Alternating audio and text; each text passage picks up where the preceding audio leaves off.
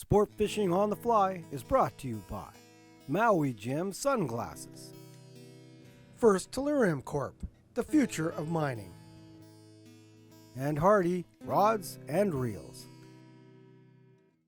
G'day folks, welcome back to On the Bench. Today I'm going to tie you up Deb's Sparkle Caddis. This caddis I'll be using in a week or two on the Columbia. I cannot wait. It's designed for more of the evening type of fishing with the sparkle in it. And I've sort of taken inspiration from Dawn's carpet caddis, which I'll show you in a bit. Make sure you have these materials handy before you tie the fly. So for a hook, I'm using the Mustad, the Alpha Point Classic Dry. I got these last year at the West Kootenay Fly Shop in Castlegar. They've been awesome hooks. I'm just doing a size 14. You can tie these anywhere from a size 12 to 18. For thread, I'm using Nano Silk in copper, and it's 18.0 by Semperfli. For the trailing shuck and a little bit of the wing, I'm using this Diamond Dub in tan. See, it's got the UV color in it. For the body, I'm using a green, like the Kapok dubbing, and I've actually blended it up.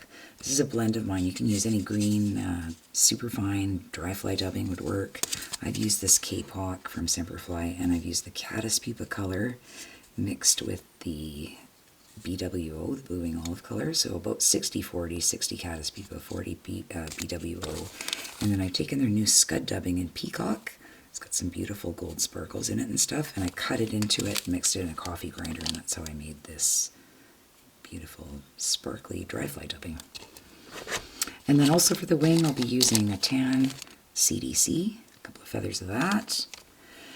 And for the hackle, I'm going to be using brown Grizzly by Whiting. So to begin, I've got my Nano Silk. If you're not using Nano Silk, you don't have to do this step, but I've also got some cobbler's wax, and I'm just going to run the thread in between my finger and the wax, and a little bit of wax on it to get it started on my hook a little bit easier. If you've never used Nano Silk, it's very slippery.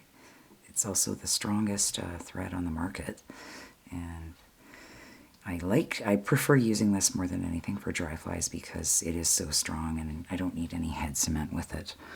I can just put a few half hitches in and it will hold. Snip that off, and I'm just going to bring my thread sort of right back to the bend here. Next, you can take your Antron.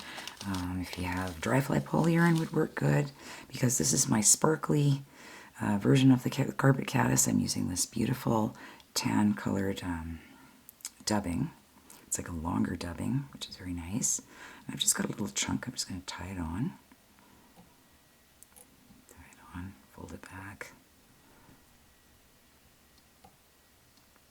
Like so. And then I'm going to snip it. The scissors, nice and short. So probably around, you don't want it too long, maybe a third of the size of the body. Like so. I'm just going to put that away for now. The rest of the dubbing, I'm going to be using it. Next, you can take your green dubbing, your green dry fly dubbing, so green superfine. I've got the Kapok that I blended up earlier with a little bit of the Peacock new Scud dubbing out by Semperfli, and in my coffee grinder. And I'm just going to start to spin this onto my thread, and a nice thin noodle. My fingers are a bit dry. I'm just going to run my fingers over some wax. There we go. I like a nice tight dubbing noodle for the Kapok. Just bring it back.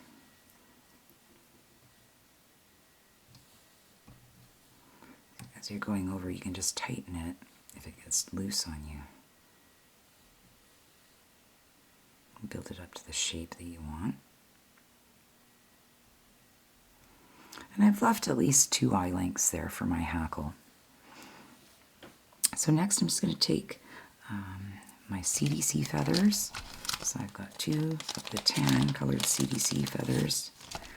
And to prepare them, I'm just going to take and snip the very top, just the very top of the stem out of these feathers. I don't want the stem in there. I'll show you what they look like when I'm done here.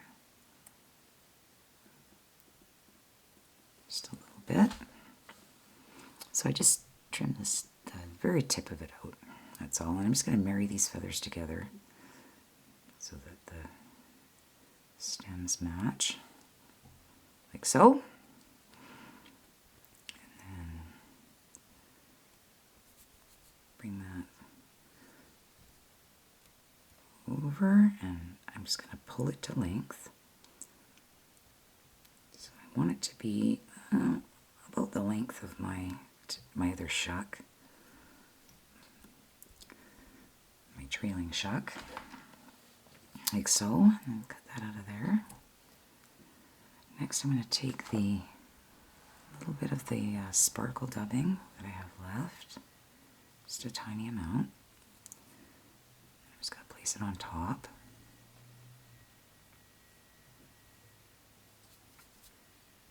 Like so.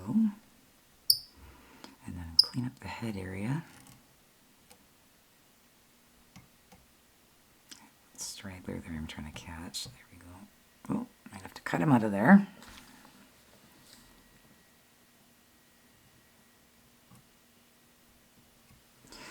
And now I'm just going to trim this so that's about the length of my CDC and cut any really scraggly ones off like this one.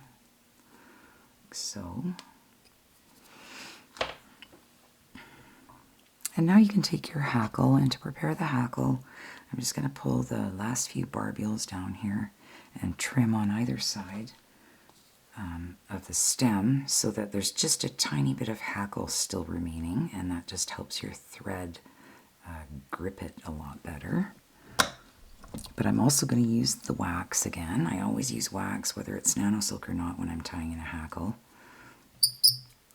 So I'm going to wax, and what I like to do is wax both sides of my thread, like so, and then I like to go over top of it a couple of times so that the wax is actually laying down on the hook already as well. I think it holds it in tighter. I'm going to shorten up my thread considerably and then just tie my hackle in on the side here. And now you can just start turning your hackle, making sure it's right at the base of that wing.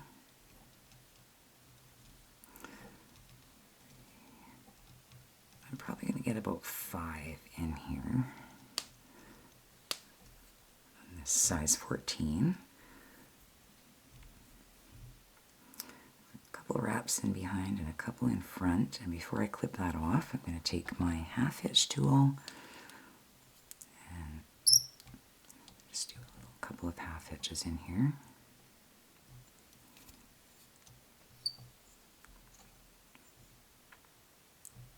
It also keeps the hackle out of the eye of the hook, doing this method.